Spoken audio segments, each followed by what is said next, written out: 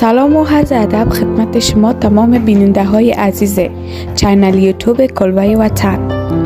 مجددا همه شما را خوش آمدید میگم به برنامه امروزی ما. امروز برای شما کیک بسکیتی را مد نظر گرفتیم تا بتانین کیک بسکیتی را تهیه بکنید. دوستای عزیز، در این مرحله اولا سابسکرایب و لایک یادتان نره و بعد در آماده ساختن این کیک بسکیتی با خواهرم زویا جان همراه باشید.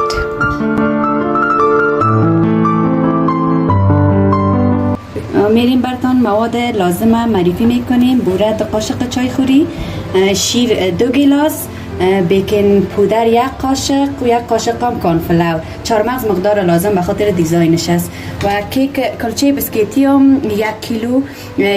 کاکائو ما از این کاکائو استفاده کردم. شما میتونین از هر کاکائو که دلخواهتان مقصد خالص باشه استفاده کنین. 1 بسته. میریم گاز ما را روشن میکنیم. دیگه میمونیم 1 گیلاس،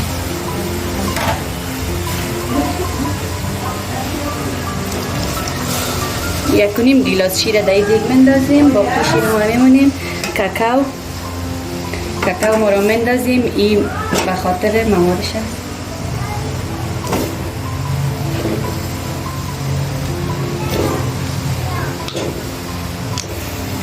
شما میتونین از پودر کاکائو استفاده کنین، خب من از این کاکائو استفاده کردم چون کاکائو خالص بیشتر خوشتر میاد. هر رقم که به شما آسانتر و ساده تر باشه.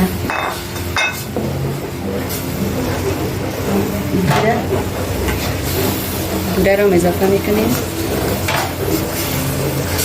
بیکینگ پودر و کارنفلاور. ماسکه رو میشه استفاده کنین چون در این فصل ماسکه زیاد پیدا نمیشه، از خاطر ما پیدا نکردیم استفاده نکردیم. شما اگر پیدا کردین میتونین. ماسکه بهتر خوبش و نرم میکنه. به حرارت بسیار کم میمونیم تا که غلیظ شود.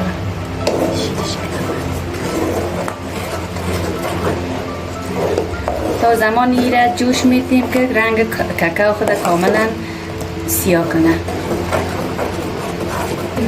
اینه ببینین کاکائو ما را به اندازه فرنی دیگه قدر دبل هم نشه نازک هم نباشه و گینا مینه. به این اندازه کاکائو جور شد آماده است.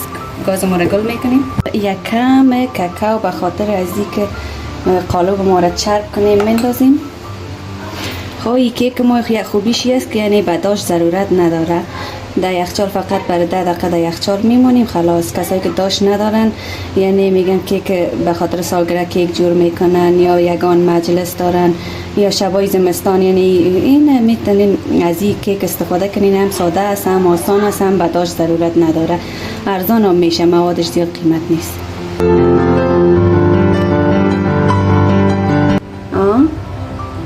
ما قبلا شیر گرم کردیم، به اندازه گرم میکنیم که دست وقتی که دست تا میزنی دست باید نسوزه. خب گرم میکنیم. اول شیر به قسم بسکیت در شیر تر میکنیم، باز در قالب میمونیم. ببینیم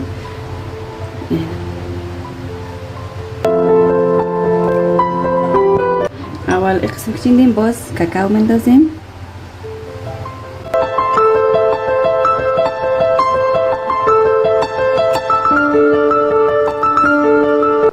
چرب کنید تا کاکائو به تمام قسمتاش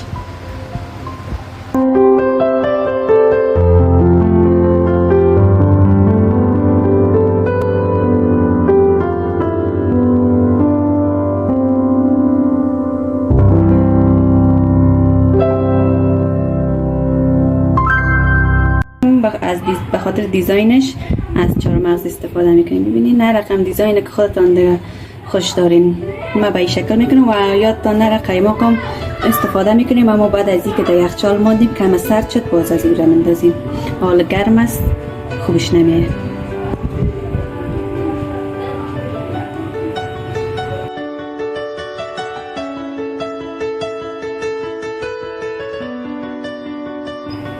کیک ما آماده شد. برای 10 دقیقه در یخچال میمانیم. بعد از 10 دقیقه آماده است نوش جان. 10 دقیقه از یخچال میکشیم. ببینید کاملا خود سخت کرده.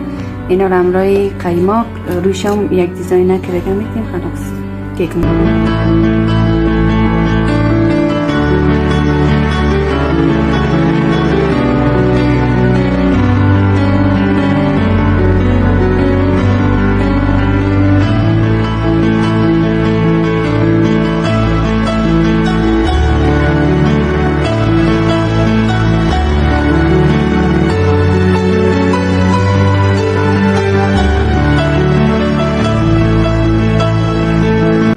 تشکر از تمامتان که تاییدم با ما همراه بودین و سابسکرایب لایک یادتان نره. دوستای عزیز وقت خوش داشته باشین. خدا حافظ.